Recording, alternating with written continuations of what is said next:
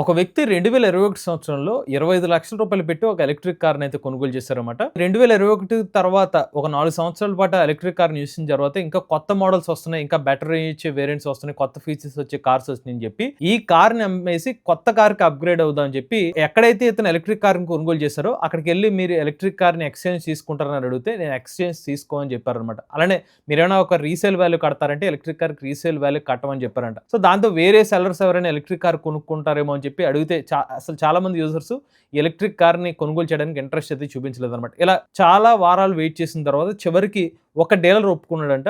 ఈ ఎలక్ట్రిక్ కార్‌ని నేను కొనుగోలు చేస్తాను. బట్ ఆ కార్‌కి కట్టిన వాల్యూ ఎంత అంటే రూ. 4,00,000 అంటే ఇతను కొనుగోలు చేసింది 25,00,000 అయితే ఒక 4 సంవత్సరాల తర్వాత ఆ ఎలక్ట్రిక్ కార్ యొక్క వాల్యూ సుమారుగా 21,00,000 వరకు తగ్గిపోయిందన్నమాట. సో దాంతో ఆ కస్టమర్ దీని మీద ఆందోళన చెందుతూ ఎలక్ట్రిక్ కార్లన్నీ స్కామ్ అయినా కొనుగోలు చేస్తే మరి రీసేల్ వాల్యూ లేకపోతే పరిస్థితి ఏంటి అని చెప్పి ఒక వీడియో అయితే పెట్టారనమాట. మీరు ఒకసారి ఆ వీడియో కూడా చూడొచ్చు అనమాట. సో ఇక్కడ కేవలం ఈ ఒక్క వ్యక్తిదే ఆ పరిస్థితి కారనమాట. ఇండియాలో ఎలక్ట్రిక్ కార్లు కొనుగోలు చేసిన చాలా మంది కస్టమర్ల పరిస్థితి ఇలాగ మారింది. మరి నిజంగా ఎలక్ట్రిక్ కార్లకి రీసేల్ వాల్యూ అనేది లేదా? దీనికి వెనకాల ఉన్న కారణాలు ఏంటి? డీటెయిల్డ్ ఫ్యాక్ట్స్ ని ఈ రోజు మన ఈవీ కుర్రాడు ఛానల్ తెలుసుకుందాం. నమస్తే, నేను మీ కృష్ణ చైతన్య మండేలో మీ ఈవీ కుర్రాడు. ముందుగా కొన్ని రియల్ డేటా అయితే చూద్దాం అనమాట. ఇవి కొన్ని వెబ్సైట్స్ నుంచి ఏదైతే కార్ సంబంధించిన లిస్టింగ్ పోర్టల్ సంబంధించిన డేటా అయితే తీసుకున్నాను అనమాట. సో ఎగ్జిస్టింగ్ గా కొన్ని మోడల్స్ చూసుకున్నట్లయితే కియా EV6 అనే ఒక ఎలక్ట్రిక్ కార్ మోడల్ ఏదైతే ఉందో 60,00,000 ఎక్స్ షోరూమ్ ప్రైస్ ఉంది కాస్త ఒక 3 years తర్వాత దీని డిప్రిషన్ వాల్యూ సుమారుగా 45% ఉందన్నమాట.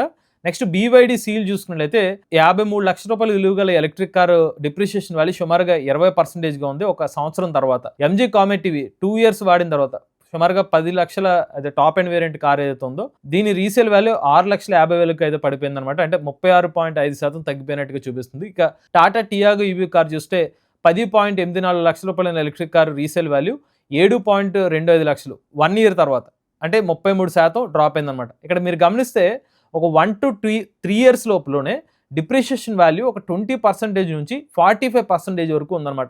కొన్ని బయట కస్టమర్స్ రియాలిటీ పొజిషన్లో చూసుకుంటే ఈవెన్ 40 to 50% వరకు ఆ ఎలక్ట్రిక్ కార్ని అమ్మితే లాస్ అవుతున్నారు అనమాట కస్టమర్స్.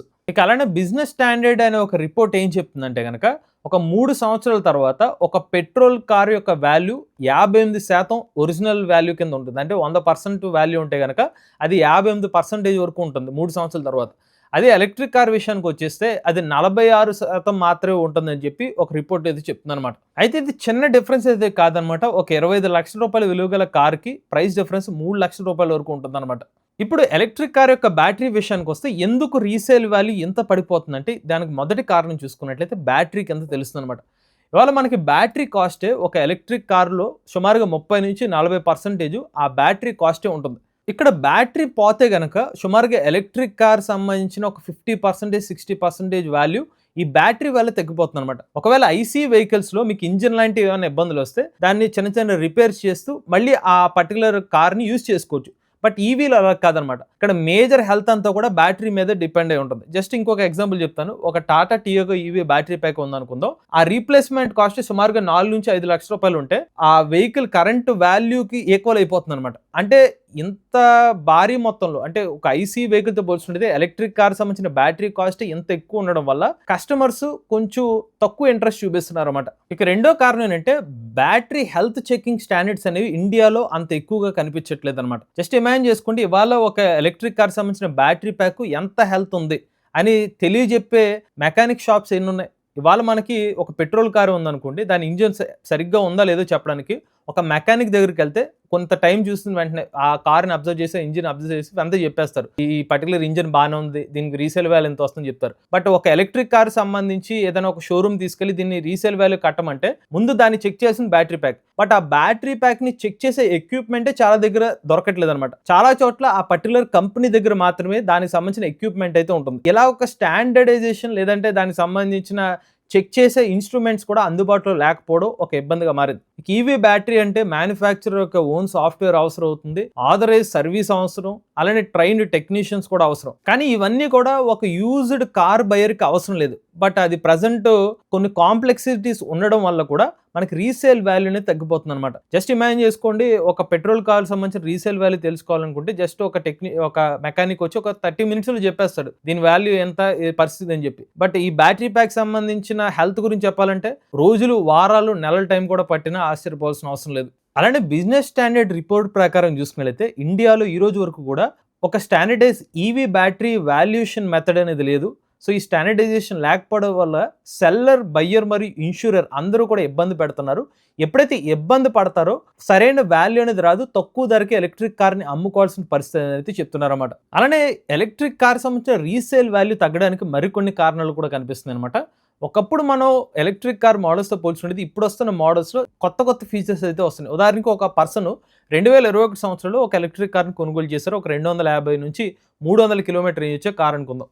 బట్ ఇప్పుడు వస్తున్న ఎలక్ట్రిక్ కార్ రేంజెస్ అంతా కూడా పెరిగిపోతుంది. 400, 500, even 600 kilometre range electric cars కూడా పెరిగిపోతుంది. సో రేంజెస్ అనేవి పెరిగిపోయే వేరియంట్స్ అయితే వస్తున్నాయి అనమాట. రెండో చూసుకున్నైతే ఒకప్పుడు వేరియంట్స్లో మన స్లో ఛార్జింగ్ ఇస్తే ఇప్పుడు ప్రెసెంట్ ఇస్తున్న ఎలక్ట్రిక్ కార్స్ అన్ని కూడా మోస్ట్లీ డీసీ ఫాస్ట్ ఛార్జింగ్ సపోర్ట్తో వస్తుంది. ఈవెన్ కొన్ని కార్స్ అయితే even ultra fast charging support చేసే ఎలక్ట్రిక్ కార్లు కూడా మార్కెట్లోకి అందుబాటులో వచ్చేస్తున్నాయి. అలానే ఒకప్పుడు వచ్చిన ఎలక్ట్రిక్ కార్స్లో బేసిక్ స్క్రీన్తో లభిస్తే ఇప్పుడు చూస్తే advanced user interface, artificial intelligence సంబంధించిన ఫీచర్స్తో మనకి ఎలక్ట్రిక్ కార్లు అందుబాటులోకి వచ్చేస్తున్నాయి. 1-2 సంవత్సరాలు వెయిట్ చేసేసరికి టెక్నాలజీ అంతా షిఫ్ట్ అయిపోవడం వల్ల ప్రైజెస్లో కూడా భారీ వాల్యుయేషన్ అనేది కనిపించేస్తుంది అనమాట. అలానే స్పిన్నీ అనే ఒక వెబ్సైట్ డేటా ఏం చెప్తుందంటే 2023లో కొనుగోలు చేసిన ఎలక్ట్రిక్ కారు డిప్రిషియేషన్ వాల్యూ ఇప్పుడు ప్రజెంట్ 23% ఉంటే అదే పెట్రోల్ కార్కి 20% మాత్రమే ఉన్నట్టుగా చెప్తున్నారు. ఇంకా మరికొన్ని కారణాలు చూసుకున్నట్లయితే ఎక్స్చేంజ్ సంబంధించిన ఫ్లెక్సిబిలిటీ అనమాట. ఇవాళ మీకు పెట్రోల్ కార్ సంబంధించిన ఎక్స్చేంజ్ అనేది చాలా ఈజీగా జరిగిపోద్ది. మీరు పెట్రోల్ కార్లు ఎక్కడైతే కొంటారో ఆ షోరూమ్కి వెళ్తే ఎక్స్చేంజ్ అనేది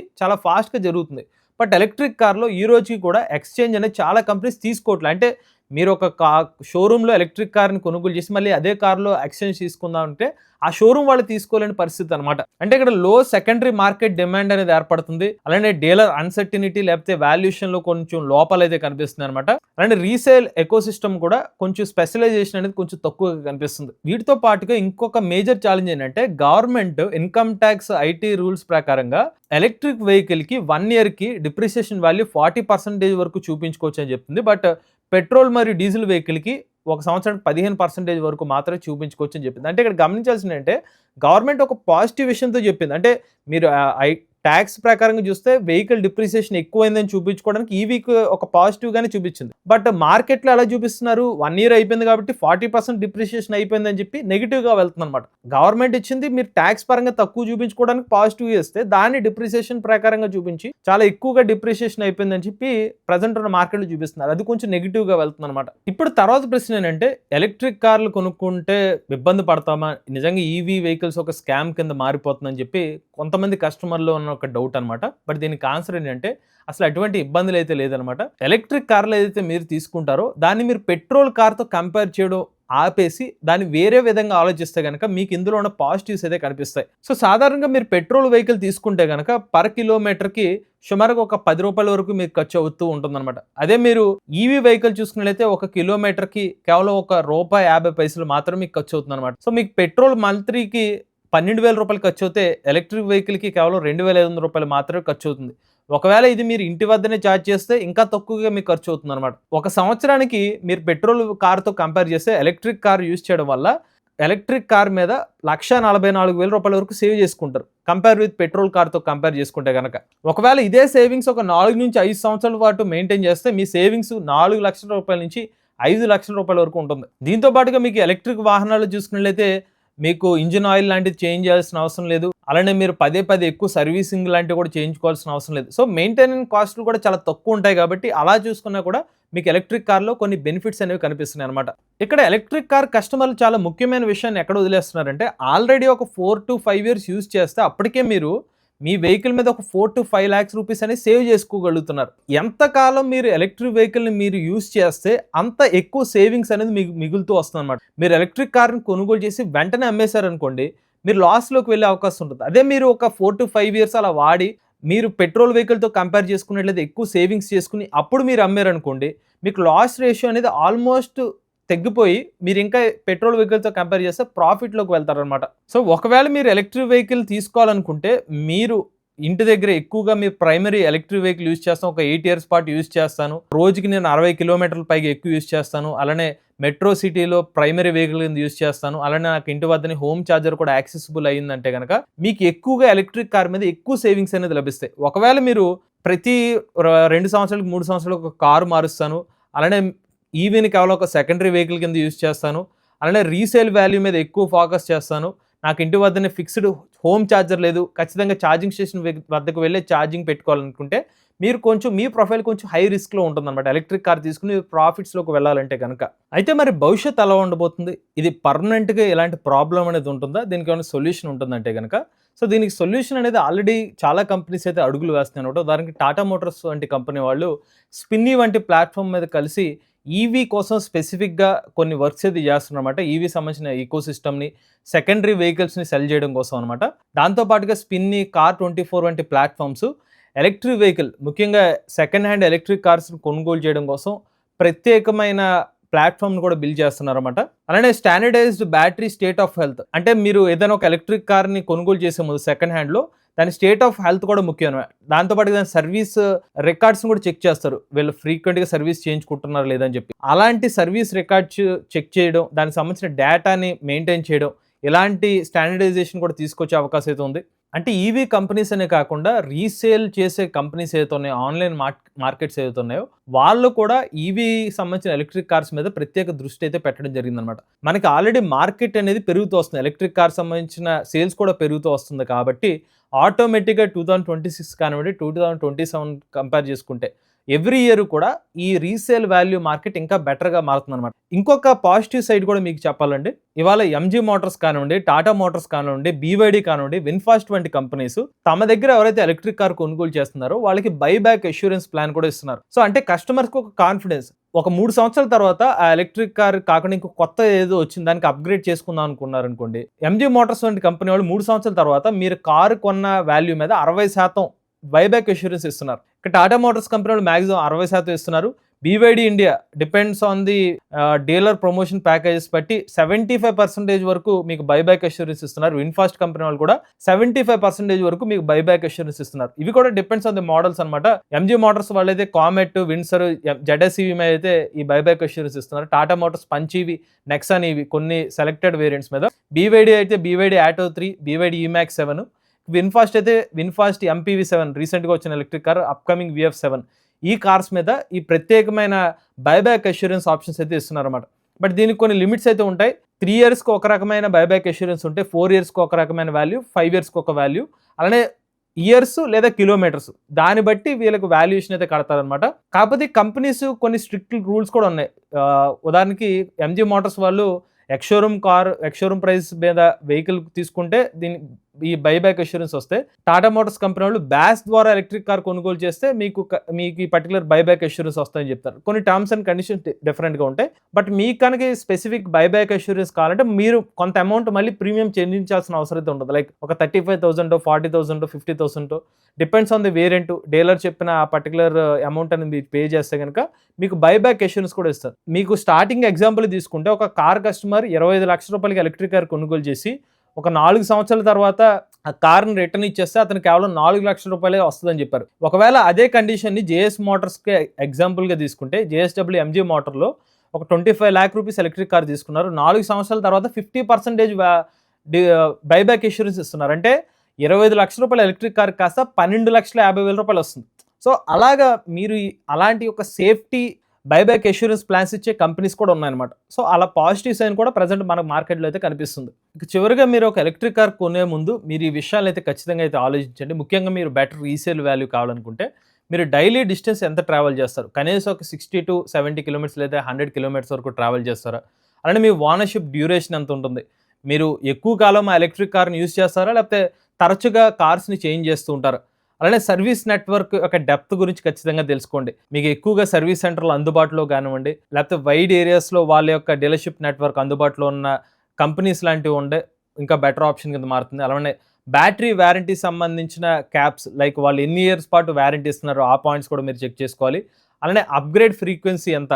అలానే మీరు ఎంత టైంలో ఒక కార్ నుంచి ఇంకో కొత్త కార్‌కి అప్‌గ్రేడ్ అవుతున్నారు? అలానే ఆ కార్‌కి సంబంధించిన ఛార్జింగ్ ఇన్‌ఫ్రాస్ట్రక్చర్ ఎలా ఉంది? ఈ పాయింట్స్‌లో ఎక్కువగా మీరు ఎక్కువగా ట్రావెల్ చేస్తాను, అలానే ఎక్కువ కాలం పాటు నేను ఆ ఎలక్ట్రిక్ కార్ నాతో పాటు ఉంచుకుంటాను అనుకుంటే, మీకు ఆల్రెడీ మీరు ఎలక్ట్రిక్ కార్ సంబంధించిన సేవింగ్స్ అనేది మీకు వచ్చేస్తాయన్నమాట. బట్ నేను ఎక్కువ కాలం వాడను, తక్కువ డిస్టెన్సే ట్రావెల్ చేస్తాను, సెకండరీ కార్ కింద యూజ్ చేస్తానంటే మీకు రీసేల్ వాల్యూ అనేది కొంచెం తక్కువగానే వస్తుంది. ఎందుకంటే మీకు ఇందాక చెప్పాను కదా! ఆ ప్రెజెంట్ మార్కెట్ ఏదైతే ఉందో కొంచెం ఎవాల్వింగ్ స్టేజ్‌లో అయితే ఉంది. సో, వాళ్ళని దృష్టిలో పెట్టుకొని బట్ స్టిల్ నాకు ఇలాంటి కాంప్లెక్సిటీస్ వస్తాయనుకుంటే గనక, మీకు ఇందాక చెప్పిన కొన్ని కంపెనీస్ ఏదైతే బైబ్యాక్ అష్యూరెన్స్ ఇస్తున్న కంపెనీస్ ద్వారా మీరు ఎలక్ట్రిక్ కార్ తీసుకున్నారనుకోండి, ఎలాగో వాళ్ళు మీరు ఇన్ని ఇయర్స్ ఫాస్ట్‌గా మీరు వేరే కార్‌కి అప్‌గ్రేడ్ అవుతారంటే, ఆ టైంలోనే మీకు బైబ్యాక్ అష్యూరెన్స్ వస్తుంది కాబట్టి, ఆ అమౌంట్ తీసుకొని మీరు వేరే ఎలక్ట్రిక్ కార్ కావాలంటే వేరే ఎలక్ట్రిక్ కార్‌ని కూడా కొనుగోలు చేసుకోవచ్చు. సో, అలాంటి ఫ్లెక్సిబిలిటీస్ కూడా ఇప్పుడు మార్కెట్‌లోకి అయితే అందుబాటులోకి అయితే వచ్చేసినాయి అనమాట. అలానే మీరు ఎలక్ట్రిక్ కార్ తీసుకునేటప్పుడు battery pack warranty minimum 8 years battery pack ఉండేలా చూసుకోండి. ఇక చివరగా ఎలక్ట్రిక్ కార్ సంబంధించిన రీసేల్ వాల్యూ గురించి మాట్లాడుకుంటే, చాలామంది మైండ్ సెట్‌లో ఏదైతే ఉందంటే, నేను వద్దనుకుంటే వెంటనే రీసేల్ వచ్చేస్తుంది అనే ఒక మైండ్ సెట్ చేంజ్ చేసుకోవాలనమాట. ఈ ఎలక్ట్రిక్ కార్ వరకు మాట్లాడుకుంటే మాత్రం ఇది లాంగ్ టర్మ్ ప్లాన్ కింద అయితే ఆలోచించండి.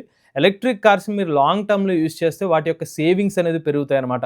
నేను వెంటనే మార్చేసుకుంటానంటే ప్రెజెంట్ ఇంకా మార్కెట్ ఎవాల్వింగ్ స్టేజ్‌లో ఉంది కాబట్టి electric cars more over resale value కానివ్వండి, ఎక్కువ సేవింగ్స్ కావాలనుకుంటే మీరు ఎక్కువ కాలం ఎలక్ట్రిక్ కార్‌ని యూజ్ చేస్తే మీరు సేవింగ్స్ దాంతో పాటుగా మీ రీసేల్ వాల్యూలో ఏదైతే మీరు అమౌంట్ ఎక్స్‌పెక్ట్ చేస్తున్నారో అదంతా కూడా మీకు సేవింగ్స్‌లోనే మీకు కవర్ అయ్యే అవకాశం అయితే ఉంటుంది. అలానే రూ. 25,00,000 ఎలక్ట్రిక్ కార్‌కి రూ. 4,00,000 రీసేల్ వాల్యూ రావడం వెనకాల ఒక పెద్ద లెసన్ అయితే దాగి ఉందన్నమాట. ఈవీని బై చేయడం తప్పు కాదు. బట్ ఎలక్ట్రిక్ కార్‌ని పెట్రోల్ కార్‌తో కంపేర్ చేయడం ఈ లాజిక్ ఏదైతే ఉందో అదే ప్రాబ్లమ్. ఇది ఎలక్ట్రిక్ కార్ రీసేల్ సంబంధించిన కంప్లీట్ డీటెయిల్స్ అండి. మీలో కూడా ఎవరైనా ఎలక్ట్రిక్ వెహికల్ చూపిస్తుంది మీ ఓనర్‌షిప్ రెండు మాతో షేర్ చేద్దాం కదా స్క్రీన్ పై కనిపించే నెంబర్‌కి వాట్సాప్ చేయండి. నేను డిస్క్రిప్షన్ ఫామ్ ఫిల్ చేయండి. ఈ వీడియో కానీ మీకు నచ్చితే ఈవీ కుర్రాడు ఛానల్ సబ్స్క్రైబ్ చేసుకోండి. లేటెస్ట్ అప్డేట్స్ కోసం ఈవీ కుర్రాడు లైవ్ ఛానల్, ఆటోమొబైల్ ఎంవేస్ ఆడ తెలుగు ఛానల్, ఏ కన్ కోసం ఏ తెలుగు ఛానల్ సబ్స్క్రైబ్ చేసుకోండి. Charge nature drive future.